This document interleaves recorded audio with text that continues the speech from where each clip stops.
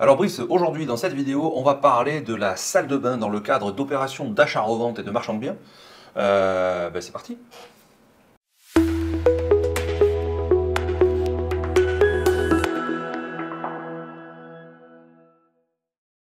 Donc Brice, tu es notre expert travaux de l'école de l'abondance et tu as quelques opérations de marchand de biens derrière toi. Donc tu vas nous donner aujourd'hui tout un tas d'astuces, de petits conseils pour la salle de bain, salle d'eau, dans le cadre d'une opération d'achat-revente ou de marchand de biens. Ouais. Donc achat-revente. Tu verras, tu as une vidéo complète là-dessus sur la chaîne qui est donc on va acheter, rénover, revendre avec une plus-value, hein, c'est le principe. Donc on va rénover pour faire cette plus-value, pour réaliser cette plus-value. Donc on va essayer de raisonner intelligemment, de faire des travaux rentables. Donc on va se mettre en situation, on va dire comme d'habitude, on va partir sur un petit appart et puis un pavillon, une maison, et puis voir un petit peu les conseils que tu peux nous donner. On va parler aussi des coûts, évidemment. Donc d'abord, pourquoi la salle de bain ou la salle d'eau, c'est important? Pourquoi est-ce qu'on va y faire attention et qu'on fait cette vidéo aujourd'hui dans le cadre d'un achat-revente? Achat-revente, il faut savoir qu'on va créer un coup de cœur, c'est souvent des résidences principales, on va dire la cible d'acquéreurs. Voilà. Et c'est souvent, dans 90%, 95% des cas, la femme qui décide.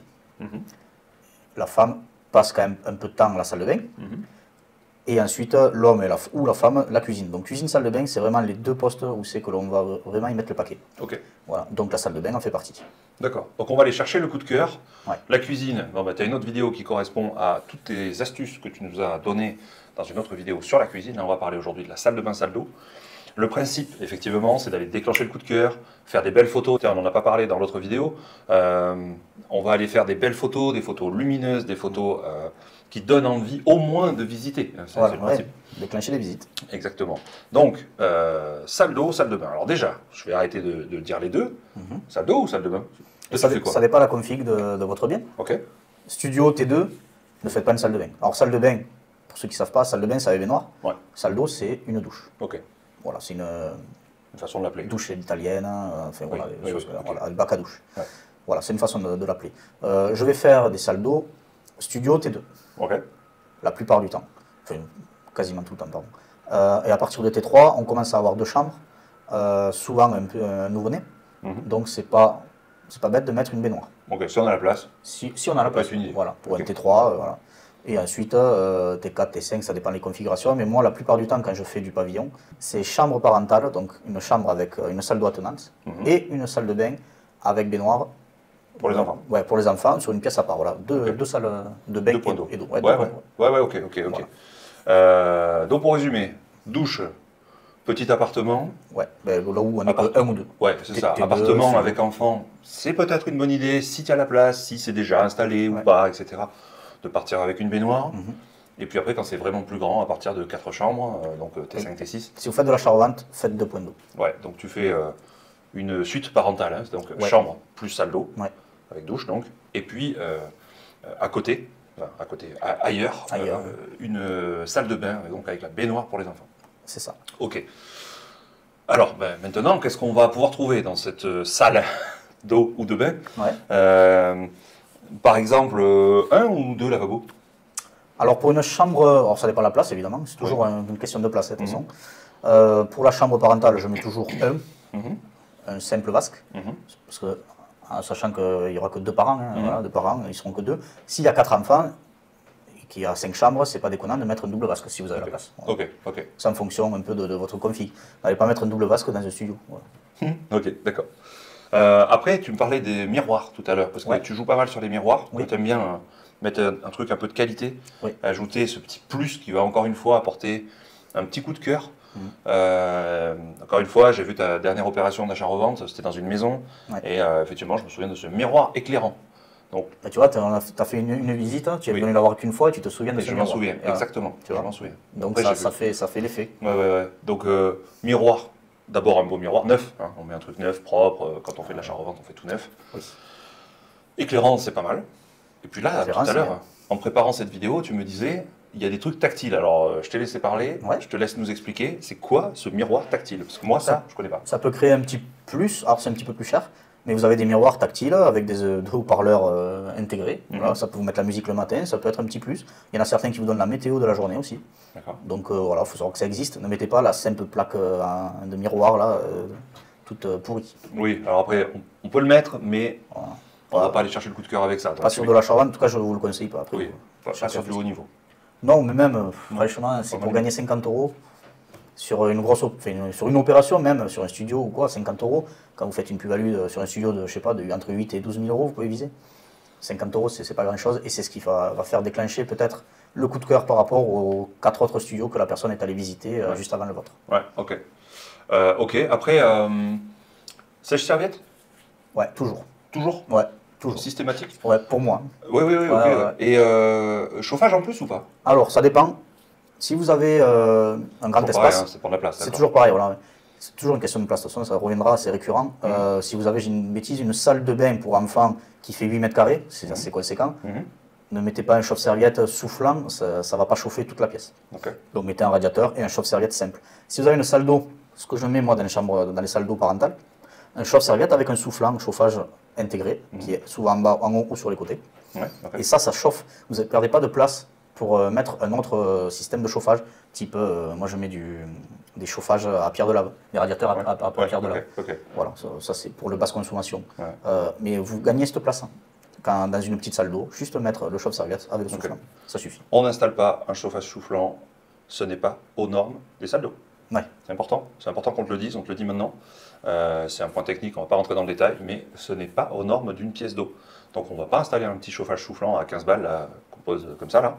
On va plutôt mettre donc, ce qui est prévu pour. Donc le sèche-serviette soufflant, c'est pas idiot. Hein. Petite surface. Voilà. Et puis si on a vraiment la place, on va mettre un vrai radiateur qui va vraiment chauffer la pièce. En particulier, voilà, une grande pièce où il y a des enfants et autres. Ok, ensuite, donc on a parlé, hein, baignoire, pas baignoire, ça vraiment, ça dépend vraiment de la place qu'on va avoir. Maintenant, douche à l'italienne, vraiment? C'est une bonne idée? Ouais, alors. Ça va apporter un plus par rapport à un. Ok, on ne parle pas d'une cabine plastique, hein, voilà, cabine de douche en plastique, ok, bien sûr, la douche à l'italienne est intéressante. Mais est-ce qu'un bac à douche simple suffirait? Est-ce que toi, tu as vu une différence dans les visites? Ouais, maintenant, en 2023, c'est bac à douche, systématiquement. Paroi vitrée, qui amène de la luminosité. C'est pas une douche engoncée là, entre 4 murs, enfin 3 murs. Donc, un maximum d'éclairage, moi, quand je réfléchis une salle d'eau.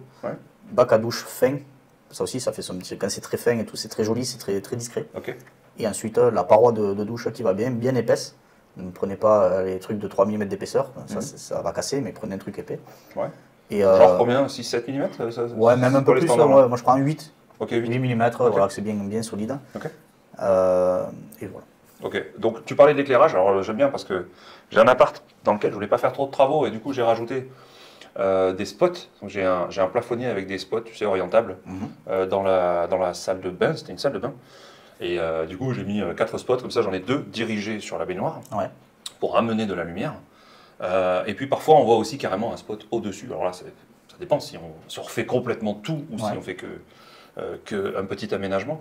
Mais un spot au-dessus de la douche. Mais dans ces cas-là, il faut prendre le bon. Ah oui, bien sûr.